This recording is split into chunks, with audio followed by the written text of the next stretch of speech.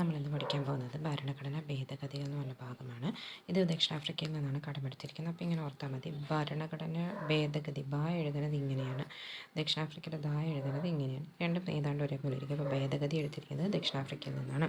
പിന്നെ ആർട്ടിക്കിൾ 368 ആണ് ഇതിൻ്റെ ആർട്ടിക്കിൾ, ഭേദഗതിയുടെ ആർട്ടിക്കിൾ ഭാഗം എന്ന് പറയുന്നത് 20 ആണ് ഭാഗം. പിന്നെ ഇതിന് ഭേദഗതി ചെയ്യാൻ അധികാരമുള്ളത് പാർലമെൻറ്റിനാണ്. കാരണം രാഷ്ട്രപതിക്ക് മാത്രമല്ല, പാർലമെൻറ്റ് എന്ന് വെച്ചാൽ ലോക്സഭ, രാജ്യസഭ, പ്രസിഡൻറ്റ്, ഇവർ മൂന്നുപേരും ചേർന്നാണ് പാർലമെൻറ്റ്. ഈ പാർലമെൻറ്റിനാണ് അധികാരമുള്ളത് ഭരണഘടന ഭേദഗതി ചെയ്യാൻ. ഇനി നമ്മൾ ആദ്യം പഠിക്കുന്നത് ഫസ്റ്റത്തെ ഭേദഗതിയാണ്. അത് 1951 ഓർക്കാം. ഒന്നാം ഭേദഗതി 1951 തന്നെയാണ്. 1 അപ്പോൾ അങ്ങനെ വർഷം ഓർത്തിരിക്കാൻ പറ്റും.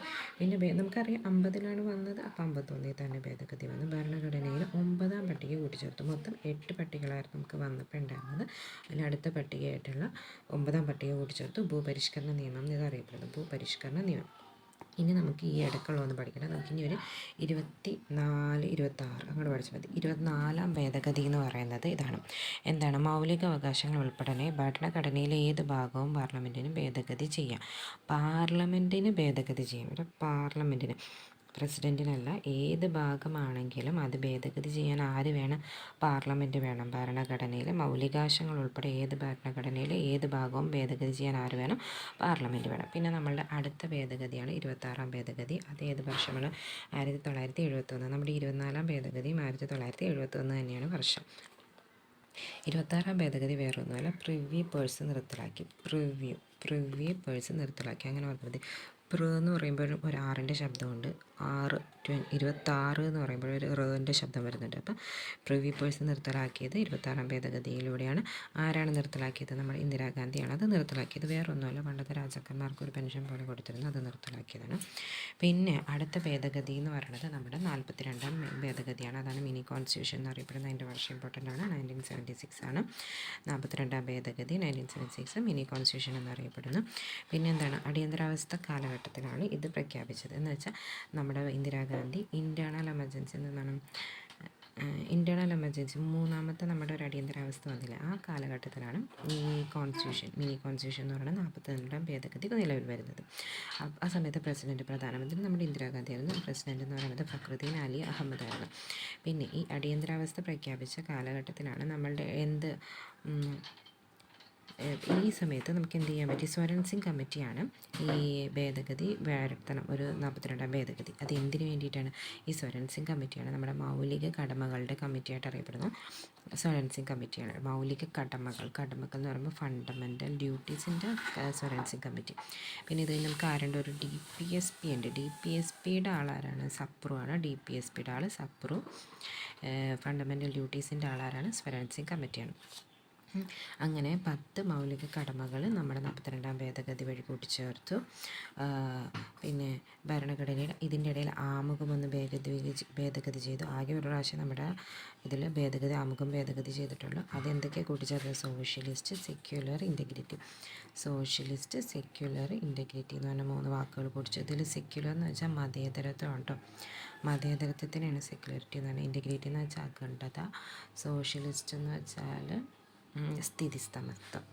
സോഷ്യലിസ്റ്റ് എന്ന് വെച്ചാൽ സ്ഥിതിസമത്വം. സെക്യുലർ എന്ന് വെച്ചാൽ ഇങ്ങനെ ഓർക്കാം, മതേതരത്വം. നമ്മളിപ്പോൾ മതത്തിനെ പറ്റി എന്തെങ്കിലും പറഞ്ഞാൽ നമ്മുടെ കാര്യം ഒട്ടും സെക്യുലറല്ല ഇപ്പോൾ മതത്തിൻ്റെ കാര്യങ്ങളും. പിന്നെ നമ്മൾ പറഞ്ഞതാണ് 10 മൗലിക കടമകൾ, ചുമതലകൾ കൂട്ടിച്ചേർത്തു. പിന്നെ അതേപോലെ തന്നെ നമ്മുടെ DPSPയിൽ ആർട്ടിക്കിൾ 39 സൗജന്യ നിയമസഹായവും തുല്യനീതിയും എന്ന് പറഞ്ഞൊരു 39 കൂട്ടിച്ചേർത്ത്. എവിടെ? DPSPയിൽ ആമുഖത്തിൽ മാറ്റം വരുത്തി, നമ്മുടെ ഫണ്ടമെൻ്റൽ ഡ്യൂട്ടീസ് വരുത്തി, DPSPയിൽ മാറ്റം വരുത്തി, അതേപോലെ ഫണ്ടമെൻ്റൽ അങ്ങനെ അത്രയും കാര്യങ്ങൾ മാറ്റം വരുത്തി. പിന്നെ എന്തെന്നാണ്? ഇതേപോലെ തന്നെ ഈ സമയത്ത് കാലാവധി, ലോക്സഭയുടെയും സംസ്ഥാന നിയമസഭയുടെയും കാലാവധി 5 വർഷം. ഇപ്പോൾ ഉള്ളത് 5 വർഷം. പണ്ടും അത് 5 ആയിരുന്നു. ആ 5-ൽ നിന്ന് ഇത് ഇടയ്ക്ക് വെച്ചൊന്ന് 6 വർഷമാക്കി ഉയർത്തി. പക്ഷേ ഇപ്പോഴും വീണ്ടും 5ആണ്. അതെന്താണ്? ഇടയ്ക്ക് വെച്ച് വീണ്ടും 6 വന്നിട്ട് അത് 5ആക്കി മാറ്റിയിട്ടുണ്ട്. പിന്നെ എന്താ? അഡ്മിനിസ്ട്രേറ്റീവ് ട്രൈബ്യൂണലിനെ കുറിച്ച് പ്രതിപാദിക്കുന്ന ഭാഗം, ട്രൈബ്യൂണലിനെ കുറിച്ച് പ്രതിപാദിക്കുന്നത് 14. അങ്ങനൊരു അഡ്മിനിസ്ട്രേറ്റീവ് ട്രൈബ്യൂണൽ 14 കൂട്ടിച്ചേർത്തു. പിന്നെ ഇതിൽ ഏത് ഭാഗത്തും അടിയന്തരാവസ്ഥ അധികാരം രാഷ്ട്രപതിക്ക് നൽകി. അടിയന്തരാവസ്ഥ പ്രഖ്യാപിക്കാനുള്ള അധികാരം രാഷ്ട്രപതിക്ക് നൽകി. Article 321A-യും 323B. സ്റ്റേറ്റ് ലിസ്റ്റ്, അതേപോലെ തന്നെ സ്റ്റേറ്റ് ലിസ്റ്റിൽ നിന്നുള്ള ഒരു 5 കാര്യങ്ങൾ എടുത്തിട്ട് എങ്ങോട്ട് കൺകറൻറ്റ് ലിസ്റ്റിലോട്ട് മാറ്റി. അതിങ്ങനെ പഠിച്ചാൽ മതി. വിദ്യ വനം അളക്കാൻ പോയപ്പോൾ വന്യജീവികൾ നീതികേട് കാണിച്ചു എന്ന് പറഞ്ഞാൽ മതി. വിദ്യ വനം അളക്കാൻ പോയപ്പോൾ വന്യജീവികൾ നീതികേട് കാണിച്ചു. വിദ്യാഭ്യാസം, വനം, അളവ് തൂക്കം, വന്യജീവികളുടെ പക്ഷികളുടെ സംരക്ഷണം, നീതിദായ ഭരണം. പിന്നെ കുറച്ച് കാര്യങ്ങളും കൂടിയുണ്ട്. സുപ്രീം കോടതി, ഇത് ചോദ്യങ്ങൾ വന്നിട്ടുള്ളത് അതുകൊണ്ടാണ് പറയുന്നത്. സുപ്രീം കോടതി ഹൈക്കോടതി അധികാരങ്ങൾ വെട്ടിക്കുറച്ചു. സുപ്രീം കോടതി ഹൈക്കോടതിയുടെ അധികാരം വെട്ടിക്കുറച്ചു. പിന്നെ ഫണ്ടമെൻ്റൽ റൈറ്റ്സിനേക്കാൾ പ്രാധാന്യം ഡി പി എസ് പിക്ക് നൽകി. പിന്നെ ഹൈക്കോടതി ജുഡീഷ്യൽ റിവ്യൂ അധികാരം വെട്ടിക്കുറച്ചു. മെയിനായിട്ട് ഓർത്താൽ മതി, കോടതികളുടെ കുറച്ച് അധികാരം വെട്ടിക്കുറച്ചു. പിന്നെ ഒരു തലകിഴക്കനാണ് ഇവിടെ സംഭവിച്ചത്. ഡി പി എസ് പിക്ക് ഫണ്ടമെൻ്റൽ റൈറ്റ്സിനേക്കാൾ പ്രാധാന്യം ഡി പി എസ് പിക്ക് നൽകി. ഇനി അടുത്തത് നമ്മൾ പഠിക്കാൻ പോകുന്നത് 44-ാം ഭേദഗതിയാണ്. ഇത് വന്ന സമയത്ത് മൊറാർജി ദേശായി, നീലം സഞ്ജീവ റെഡ്ഡിയായിരുന്നു അധികാരത്തിലുണ്ടായിരുന്നത്. നമ്മളുടെ ഇവിടെ പഠിച്ചപ്പോൾ ഇന്ദിരാഗാന്ധി, ഫക്രുദ്ദീൻ അലി അഹമ്മദ് ആയിരുന്നു. ഇവിടെ നീലം സഞ്ജീവ റെഡ്ഡിയും മൊറാർജി ദേശായിയാണ്. ജനതാ ഗവൺമെൻറ്റിൻ്റെ കാലത്താണ് ഈ 44-ാം ഭരണഘടനാ ഭേദഗതി. ഇതിൻ്റെ വർഷം 78. 42 കഴിഞ്ഞ് 44 76 കഴിഞ്ഞ് 78. പിന്നെ ഇവിടുത്തെ മെയിൻ കാര്യം സ്വത്തവകാശത്തെ ഒരു നിയമപരമായ അവകാശമാക്കി മാറ്റി. ഫസ്റ്റ് അതൊരു മൗലിക അവകാശമായിരുന്നു, ഇപ്പോൾ അത് സ്വത്തവകാശമാക്കിയാക്കി 300A മാറ്റി. പിന്നെ എന്ത് ചെയ്തു, ആഭ്യന്തര കലാപം എന്ന് പറഞ്ഞിട്ടാണ് നമ്മുടെ ഈ 44 ഇവിടെ പറഞ്ഞില്ല, നമ്മളൊരു അടിയന്തരാവസ്ഥ കാലത്താണ് ഇത് പ്രഖ്യാപിച്ചിരുന്നത്. എന്തുകൊണ്ട്, കാരണം ഇവിടെ എന്തായിരുന്നു, ആഭ്യന്തര കലാപമായിരുന്നു. ആ ആഭ്യന്തര കലാപം ഇത് മാറ്റിയിട്ട് സായുധ വിപ്ലവം എന്ന് വെച്ചാൽ ആളുകൾ ഗവൺമെൻറ്റിനെതിരായിട്ട് ഇങ്ങനെ ആളുകളെടുത്തുള്ള ഒരു പ്രക്ഷോഭം ഉണ്ടായാൽ മാത്രമേ എമർജൻസി വരാൻ പാടുള്ളൂ എന്നാക്കി. പിന്നെ അതേപോലെ തന്നെ ദേശീയ അടിയന്തരാവസ്ഥ കാലത്ത് ആർട്ടിക്കിൾ 20 എന്നിവ റദ്ദ് ചെയ്യാൻ പാടില്ലെന്ന വ്യവസ്ഥ ചെന്നു. 21, 20, 21 റദ്ദ് ചെയ്യാൻ പാടില്ല എന്നൊരു വ്യവസ്ഥയും കൂടി കൊണ്ടുവന്നു. ഇതിൻ്റെ ആർട്ടിക്കിൾ 359. പിന്നെ 350 ക്യാബിനറ്റ് എന്ന പദം ഉൾപ്പെടുത്തി. ക്യാബിനറ്റ് എന്ന് പറഞ്ഞൊരു പദം 352 ഉൾപ്പെടുത്തി. പിന്നെ ഇപ്പം ഞാൻ പറഞ്ഞില്ലേ നേരത്തെ, ഇവിടെ നമ്മുടെ 5 നിന്ന് 6 മാറ്റിയത് കാലാവധി എന്നുള്ളത് തിരിച്ചാക്കി, 6 നിന്ന് 5 വർഷമാക്കി. ഇത്രയാണ് 44-ാം ഭരണഘടനാ ഭേദഗതി. ഇനി 52-ാം ഭരണഘടനാ ഭേദഗതിയാണ് കൂറുമാറ്റ നിരോധന നിയമം. അത് വർഷം 1985 മാർച്ച് 1 നിലവിൽ വന്നത്. രാജീവ് ഗാന്ധിയുടെ സമയത്താണ്. വർഷം നോക്കുക, 85, 84 നമ്മുടെ ഇന്ദിരാഗാന്ധി മരിച്ചു. അപ്പോൾ രാജീവ് ഗാന്ധി കയറി. രാജീവ് ഗാന്ധി, ഗാനി സെയിൽ സിംഗ് ആണ് പ്രസിഡൻറ്റ്. കൂറുമാറ്റ നിരോധന നിയമം. പട്ടിക ഏതാണ്, 10ാം പട്ടിക. 10 കാശ് കിട്ടി. നമ്മൾ ആരാണെങ്കിലും കൂറുമാറും നിർത്താൻ മതി. അങ്ങനെ നമ്മുടെ കേരള നിയമസഭയിൽ നിന്ന് കൂറുമാറിയ ആളാരാണ്, ബാലകൃഷ്ണപിള്ളയാണ്. അതേപോലെ പാർലമെൻറ്റിലാണെങ്കിൽ ലാൽ ദുഹോമയുമാണ് ഇങ്ങനെ കൂറുമാറ്റ നിരോധന നിയമം. ഇതിൻ്റെ ആർട്ടിക്കിൾ ചോദിച്ചാൽ 102. 10 കാശ് 10 കാശ് എന്ന് പറഞ്ഞാൽ 10 2 ഒരു 10ൻ്റെ കളിയാണ് ഈ 52-ാം ഭേദഗതിയിൽ വരുന്നത്.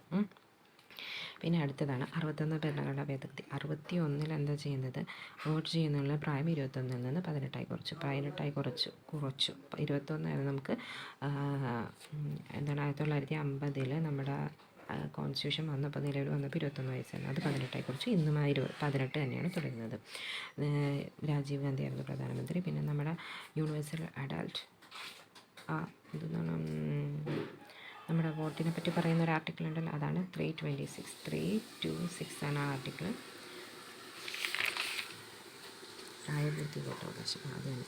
ഇനി അടുത്തത് പറയുന്നതാണ്, ഇതൊന്നും നമുക്ക് പഠിക്കേണ്ട, ഇനി പഠിക്കാനുള്ളതാണ് നമുക്ക് 71-ാം ഭേദഗതിയും 74-ാം ഭേദഗതി. ഇത് രണ്ടും ഒരേപോലെ അങ്ങോട്ട് പഠിച്ചാൽ മതി. ഇച്ചിരി വ്യത്യാസമുള്ളൂ. ഇത് രണ്ടിൻ്റെയും ഭേദഗതി എന്ന് പറയുമ്പോൾ 92 വർഷം. പക്ഷേ ഇത് നിലവിൽ വന്നത് 1993 ഏപ്രിൽ 24. എന്തായാലും പഠിക്കേണ്ട ഡേറ്റാണ് 1991 ഏപ്രിൽ 24. ഇത് 1993 ജൂൺ 1 നിലവിൽ വന്നത്. ഇത് ഭാഗം 9 ആണെങ്കിൽ ഇത് ഭാഗം 9A ആണ്. ഇവിടെ 29 വിഷയങ്ങളുണ്ടെങ്കിൽ ഇവിടെ 18 വിഷയങ്ങളൊന്നും ആകാൻ മതി. ഇതിൽ നിന്ന് എല്ലാം കൂട്ടിയാണെങ്കിൽ 71, 74 9 എന്നുള്ളത് 9A ആയി. അപ്പോൾ പക്ഷേ ഈ വിഷയങ്ങൾ എത്ര ഉണ്ട്, 29-ൽ നിന്ന് -1 കുറച്ചാൽ മതി ഇവിടെ നിന്ന്. അപ്പോൾ എന്ത് കിട്ടും, 8, 1 അപ്പോൾ 18 വിഷയങ്ങളാണ് ഇവിടെയുള്ളത്. ഇവിടുത്തെ ഇതിൻ്റെ PV നരസിംഹറാവും ശങ്കർ ദയാൽ ശർമ്മയായിരുന്നു അധികാരത്തിലുണ്ടായിരുന്നത്. ഇനി നമുക്ക് അടുത്തത് പഠിക്കാനുള്ളതാണ് 86-ാം ഭരണഘടനാ ഭേദഗതി. ഈ 86-ാം ഭരണഘടനാ ഭേദഗതിയിൽ പറയുന്നത് വേറൊന്നുമില്ല, നമ്മുടെ വിദ്യാഭ്യാസത്തെ പറ്റിയാണ്. 6-14 വയസ്സിനിടയിൽ പ്രായമുള്ള കുട്ടികൾക്ക് നിർബന്ധവും സൗജന്യമായ വിദ്യാഭ്യാസം നൽകുക. ആർട്ടിക്കിൾ 21A കയറ്റി. പിന്നെ നമ്മുടെ 51A ഇത് മൗലിക കടമയും കയറ്റി. നമ്മൾ അവർക്ക് കൊടുക്കുക എന്നുള്ളത് നമ്മളുടെ ഒരു ഉത്തരവാദിത്തമാണെന്ന് ആക്കി. പിന്നെ 89-ാം ഭരണഘടനാ ഭേദഗതി. ഇതിലെന്താണ് 89-ാം ഭരണഘടനാ ഭേദഗതിയിൽ ഇത് 8, 9 എപ്പോഴും ഒരുമിച്ചല്ലേ എനിക്കുള്ളൂ. 8, 9, 7, 8, 9, 10 അങ്ങനെ 8, 9 ഒരുമിച്ച് ഇങ്ങനെ ഒരുമിച്ച് നിന്നതിനെ മാറ്റിമറിച്ചു എന്ന് ഓർത്താൽ മതി. അങ്ങനെ എന്ത് ചെയ്ത് SC ST എന്നാക്കി മാറ്റി. അങ്ങനെ ഇത് രണ്ടാക്കി മാറ്റി. 8, 9 എന്നാക്കി, SC ST എന്നാക്കി. പിന്നെ ഇനി എന്താണ് ഇതിൻ്റെ വർഷം, ഇതിൻ്റെ ആർട്ടിക്കിൾ എന്ന് പറയുന്നത് SC 338 ST 338 AU ആക്കി മാറ്റി. പിന്നെ 2004 ഫെബ്രുവരി 19 ഇതിൻ്റെ ഡേറ്റ് എന്ന് പറയുന്നത്. ഭേദഗതിയുടെ ഡേറ്റ് നിലവിൽ വന്നത് 2003 2004 ഫെബ്രുവരി 19. ഇനി അടുത്ത ഭേദഗതിയാണ് 91-ാം ഭേദഗതി. എന്താണ് 91-ാം ഭേദഗതി? ഇത് വേറെ ഒന്നുമല്ല, നമ്മളുടെ മന്ത്രിമാരുണ്ടല്ലോ, നമ്മൾ ജയിപ്പിച്ചിടുന്ന മന്ത്രിമാർ കേന്ദ്ര സംസ്ഥാനത്തിൽ എന്ന് വെച്ചാൽ ലോക്സഭയിലാണെങ്കിലും നമ്മുടെ കേരളത്തിലെ നിയമസഭയിലാണെങ്കിലും ഈ മന്ത്രിമാരുടെ എണ്ണം എന്ന് പറയുന്നത് 15% കൂടാൻ പാടില്ല. എന്നാൽ സംസ്ഥാനങ്ങളിൽ അവരുടെ എണ്ണം എത്രയായിരിക്കണം? 12 പാടുള്ളൂ. 12-ൽ കുറയാൻ പാടില്ല. അപ്പോൾ എന്താണ്, കേരള നിയമസഭയിലാണെങ്കിലും കേരള നിയമസഭയിലാണെങ്കിലും കേരള അല്ല സംസ്ഥാനങ്ങളിലെ നിയമസഭയിലോ ലോക്സഭയിലോ എന്ത് പാടില്ല? 12% കൂടാൻ പാടില്ല എന്ന വ്യവസ്ഥ ചെയ്തു. പിന്നെ അടുത്ത പഠിക്കാനുള്ള ഭേദഗതി, ഇതൊന്നും തൽക്കാലം വേണ്ട. ഇനി അടുത്തതാണ് നമുക്ക് പഠിക്കാനുള്ള 97-ാം ഭേദഗതി. എന്താണ് 97-ാം ഭേദഗതി പറയുന്നത്? 97 എന്ന് ഓർക്കുമ്പോൾ നമ്മളൊരു കോപ്പറേറ്റീവ് സൊസൈറ്റി ഓർക്കുക. അതാണ് 97-ാം ഭേദഗതി. 2011 9B നമ്മൾ പഠിച്ചു. 9B പഞ്ചായത്ത് രാജ്, 9 പഞ്ചായത്ത് മുനിസിപ്പാലിറ്റി, 9 ആ 9B ആണ് എന്ത് വരുന്നത്? കോപ്പറേറ്റീവ് സൊസൈറ്റി വരുന്നത്. പിന്നെ ഇതേപോലെ തന്നെ നമ്മുടെ ഭരണഘടന മൗലിക അവകാശങ്ങളിലെ 19 ക്ലോസ് C സംഘടനാ സ്വാതന്ത്ര്യം നമ്മൾ പറയില്ല, ആ സംഘടിക്കാനുള്ള സ്വാതന്ത്ര്യം അതിൻ്റെ കൂടെയാണ് സഹകരണ സംഘം എന്നുള്ളൊരിതും കൂടി കൂട്ടിച്ചേർത്തു. ആർട്ടിക്കിൾ 43B കൂട്ടിച്ചേർത്തു. DPSPയിൽ മാറ്റം വരുത്തി. എന്ത് ചെയ്തു? 43B കൂട്ടിച്ചേർത്തു കോപ്പറേറ്റീവ് സൊസൈറ്റി. ഭേദഗതി നിലവിൽ വരുന്നത് 2012 ജനുവരി 12 12, 1, 12 അങ്ങനെ ഓർക്കാം. ഇതെന്ന് പറയുമ്പോൾ 12, 1, 12 എന്തും ഈ 12, 1, 12 വേറെ ഒന്നുമല്ല, കോപ്പറേറ്റീവ് സൊസൈറ്റി 11 വർഷം. ഇനി അടുത്തത് നമുക്ക് പഠിക്കാനുള്ള ഭേദഗതിയാണ് 101-ാം ഭേദഗതി. എന്തെന്നാണ്? GST. നമുക്ക് എല്ലാവർക്കും അറിയാവുന്ന 122-ാമത്തെ ബില്ലായിരുന്നു. പിന്നെ എന്താണ്? മുഖ്യജന കാലത്തായിരുന്നു. പിന്നെ GST ബില്ല് നിലവിൽ വന്നത് എന്നാണ്? ഈ ഡേറ്റ് പഠിക്കണം. 2017 ജൂലൈ 1 ആദ്യം പാസ്സാക്കിയത്. ആസാം. ഇതൊക്കെ പണ്ടത്തെ കാര്യങ്ങളാണെന്ന് പറയും. ഇതിന് 3 ആർട്ടിക്കിൾ പഠിക്കാനുള്ളത്. GSTയുടെ ആർട്ടിക്കിൾ എന്ന് പറയുന്നത് 246A ആണ്. GST കൗൺസിലിൻ്റെ ആർട്ടിക്കിൾ 279A. അടുത്തടുത്തിരിക്കുന്ന നമ്പറാണ് 246A, 246A, 279A. ഇതൊക്കെ കുറേ കണ്ട് കഴിയുമ്പോൾ നമുക്ക് ക്വസ്റ്റ്യൻ പേപ്പറിൽ കാണുമ്പോൾ പരിചയമുള്ള ഒരു ആർട്ടിക്കിൾ അങ്ങനെ അങ്ങോട്ട് തോന്നും. ഇനി അടുത്തത് നമുക്ക് പഠിക്കാനുള്ളത്, ഇനിയെല്ലാം നമുക്ക് ഏതായിട്ട് പഠിക്കാനുള്ളതാണ്. 102, 103, 104, 105, 106 ഇതെല്ലാം ഇങ്ങനെ നമുക്ക് പഠിക്കാനുള്ളതാണ്. 102 ഭേദഗതിയിൽ എന്താ പറയുന്നത്? പിന്നാക്ക കമ്മീഷൻ്റെ ഭരണഘടന നമ്മൾ 8, 9 എന്താ പഠിച്ചത്? 89-ൽ എന്താ പഠിച്ചത്? 8, 9 എപ്പോഴും ഒരുമിച്ചിരിക്കുന്നതാണ്. അതിനെ അങ്ങോട്ട് സ്പ്ലിറ്റ് ചെയ്തു. എന്ത് ചെയ്ത്? SC ST 2 കമ്മീഷനാക്കി പറ്റി. അങ്ങനെ SCക്കും STക്കും ഓരോ കമ്മീഷനായി. അപ്പോൾ എന്ത് ചെയ്തു? ഇനി അവരാണ് പണ്ട് ഏറ്റവും പിന്നാക്കം നിന്നിരുന്ന ആൾക്കാർ. ഇനിയിപ്പോൾ അവർക്കൊരു കമ്മീഷൻ വന്നപ്പോൾ ഇനി ആരെയാണ് നമ്മൾ സംരക്ഷിക്കേണ്ടത്?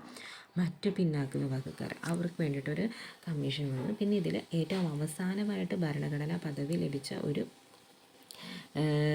ഇതാണ് കമ്മീഷനാണ് എന്തെന്ന് പറയുന്നത്? പിന്നാക്ക കമ്മീഷൻ. ഏറ്റവും ലേറ്റസ്റ്റ് ആയിട്ട് ഭരണഘടനാ പദവി ലഭിച്ചിരിക്കുകയാണ്. 2018 ഇതിൻ്റെ വർഷം. രാംനാഥ് കോവിന്ദ് മോദി. ഇത് 121-ാം ഭേദഗതി ബില്ലാണ്. ഇതിൽ പഠിക്കാനുള്ള ആർട്ടിക്കിളാണ് 338B, 338 SC, 338 A, ST, 338B എന്ന് പറയുന്നത് പിന്നാക്ക കമ്മീഷൻ. മനസ്സിലായില്ല? പണ്ട് ഏറ്റവും പിന്നാക്കം നിന്നിരുന്നത് SC STക്കാർക്കാണ്. അവർക്ക് കമ്മീഷൻ വന്നു കഴിഞ്ഞപ്പോൾ അടുത്ത പാവങ്ങളായിട്ടുള്ള ആൾക്കാരെ സംരക്ഷിക്കാൻ വേണ്ടിയിട്ട് പിന്നാക്ക കമ്മീഷൻ. ഇതാണ് 102 എന്ന് പറഞ്ഞാൽ അപ്പോൾ ബാക്ക്വേർഡ് ക്ലാസ്സല്ലേ പിന്നാക്കം എന്ന് പറയുന്നത്. അപ്പോൾ B എത്രാമത്തെ? 2ാമത്തെ അക്ഷരം. അപ്പോൾ 102B. പിന്നെ മറ്റേ SC STക്കുള്ള ആർട്ടിക്കിൾ തന്നെ 89, 8, 9 എപ്പോഴും ഒരുമിച്ചിരിക്കുന്നു, സ്പ്ലിറ്റ് ചെയ്ത് കളഞ്ഞു നമ്മളങ്ങാട്. ഇനി അടുത്തത് 103-ാം ഭേദഗതി. ഇത് വേറെ, ഇതും എളുപ്പം നമുക്ക് പഠിക്കാം. മുന്നിൽ നിൽക്കുന്നത് ഇപ്പം സമുദായം വലിയ മുന്നിലുള്ള സമുദായം, പക്ഷേ അവരുടെ കയ്യിൽ കാശുണ്ടാവില്ലായിരിക്കും. അങ്ങനത്തെ ആൾക്കാരില്ല, അവർക്കായിട്ട് 10% സാമ്പത്തിക സംവരണം അനുവദിച്ചു. പക്ഷേ ഈ അനുവദിച്ചതിൽ ഇത് തന്നെ ഈ ന്യൂനപക്ഷങ്ങൾ നടത്തുന്ന വിദ്യാഭ്യാസ സ്ഥാപനങ്ങൾ ഒഴികെ അവിടെ ഇവർക്ക് ആ 10% സംവരണം അവർക്ക് ലഭിക്കില്ല. പിന്നെ എന്താണ് അനുച്ഛേദം 15-ലും 16-ലും ഇതേപോലെ തന്നെ മാറ്റപ്പെടുത്തിയിട്ടുണ്ട്. ഇനി അടുത്ത് 104-ാം ഭരണഘടനാ ഭേദഗതി വളരെ പ്രശ്നങ്ങളൊക്കെ വന്നതാണ്. മെയിനായിട്ട് എന്താ ചെയ്യുന്നത്, ആംഗ്ലോ ഇന്ത്യൻ പ്രതിനിധികൾക്ക് ലോക്സഭയിലുള്ള ആ ഒരു 2 പേരെ നമ്മൾ നാമനിർദ്ദേശം ചെയ്യില്ല, നമ്മൾ പണ്ട് പഠിക്കുന്ന ആൾക്കാരില്ല. ആദ്യമായിട്ട് ആംഗ്ലോ ഇന്ത്യൻ ജോൺ ഫെർണാണ്ടസ്, അങ്ങനെ ഓരോരോ പേരുകൾ നമ്മൾ ക്രിസ്ത്യൻ പേരുകൾ പഠിക്കില്ല.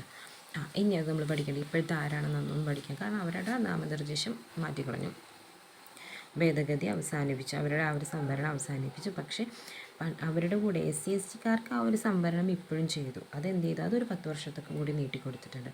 അപ്പോൾ എന്താ സംഭവം, ഇങ്ങനൊരു ചോദ്യം ഉണ്ടായിരുന്നു. 70 വർഷത്തിൽ നിന്ന് 80 വർഷത്തേക്ക് നീട്ടിയത്, SC/STക്കാരുടെ നീട്ടിയത് എത്ര വർഷത്തിലേക്കാണ് നീട്ടിയത് എന്ന് വെച്ചാൽ 1950-ലാണ് നമ്മുടെ ഭരണഘടന വന്നത്. അപ്പോൾ ഇവർക്കൊരു സംവരണം കൊടുത്തു. അപ്പോൾ ഇപ്പോൾ എത്രയായി, 2020 വർഷം. അപ്പോൾ 2020 ആകുമ്പോൾ 70 വർഷം കഴിഞ്ഞു. ഇനിയൊരു 10 വർഷത്തൊക്കെ കൂടി കൊടുത്തു. അപ്പോൾ അതാണ് പറയുന്നത് 80-ലോട്ടാക്കി. അതാണ് 70-ൽ നിന്ന് 80 വർഷത്തിലേക്ക് നീട്ടിയത്. ആരുടെ സംവരണമാണ്, SC/STക്കാരുടെ സംവരണം ഈ 104-ാം ഭരണഘടനാ ഭേദഗതി വഴി നീട്ടിക്കൊടുത്തു. ഇനി ആർട്ടിക്കിൾ 334 ഇതുവഴി ഭേദഗതി ചെയ്തത്, ആർട്ടിക്കിൾ 334. ഇനി നമുക്ക് അവസാനമായിട്ട് പഠിക്കാനുള്ളതാണ് 106-ാമത്തെ ഭരണഘടനാ ഭേദഗതി എന്ന് പറയുന്നത്. ഇതിനെ വനിതാ സംവരണ ബില്ല് എന്ന് പറയും. പേര് കേൾക്കുമ്പോൾ തന്നെ അറിയാം, വനിതാ സംവരണ ബില്ല്. ഈ 6-ൻ്റെ പകുതി എത്രയാണ്, 3. അതെന്ന് വെച്ചാൽ 33% സംവരണം ഇവർക്ക് ഏർപ്പെടുത്തി. 128-ാമത്തെ ബില്ലാണ്. ഇത് അവതരിപ്പിച്ചത് അർജുൻ രാം മേഘവാൾ എന്ന് പറഞ്ഞ നിയമമന്ത്രിയാണെന്ന് തോന്നുന്നു ഇത് അവതരിപ്പിച്ചത്. പുതിയ പാർലമെൻറ്റ് സമ്മേളനത്തിലെ ആദ്യ ബില്ലാണ് ഇത്, വനിതാ സംവരണ ബില്ല്. ദ്രൗപദി മുർമു ഒരു സ്ത്രീയായിട്ടുള്ള ദ്രൗപദി മുർമു ആണ് ഈ വനിതാ ബില്ലിൽ ഒപ്പുവെച്ചത്. പിന്നെ ലോക്സഭ 2023 സെപ്റ്റംബർ 20 പാസ്സാക്കി, 21 രാജ്യസഭ, 7ാമത്തെ ദിവസം 23 പ്രസിഡന്റ് പാസ്സാക്കി. ഇതിന് ഹിന്ദി പേരാണ് നാരി ശക്തി വന്ദൻ അധിനിയം. നാരി ശക്തി വന്ദൻ അധിനിയം എന്നാണ്. പിന്നെ നമ്മളിപ്പോഴും ഓൾറെഡി തദ്ദേശ സ്വയംഭരണ സ്ഥാപനങ്ങളിൽ എന്തുണ്ട്, 333% ഉണ്ട് ഓൾറെഡി. അത് മൊത്തത്തിലാക്കി. പിന്നെ എവിടേക്കാണ് ഈ 33% വരുന്നത്, ലോക്സഭ, സംസ്ഥാന നിയമസഭ, പിന്നെ ഡൽഹിയിലെ നിയമസഭയിലൊക്കെ എന്താക്കി, 33% ആർക്കാക്കി മാറ്റി, വനിതാ സ്ത്രീകൾക്ക് വേണ്ടി മാറ്റി വെച്ചേക്കാണ്. പിന്നെ ഈ ഇപ്പോൾ കുറച്ച് സീറ്റുകൾ SC/STക്ക് കൊടുക്കില്ല, ആ സീറ്റുകളിൽ 33% ഈ ഒരു സംവരണം ബാധകമാണ്.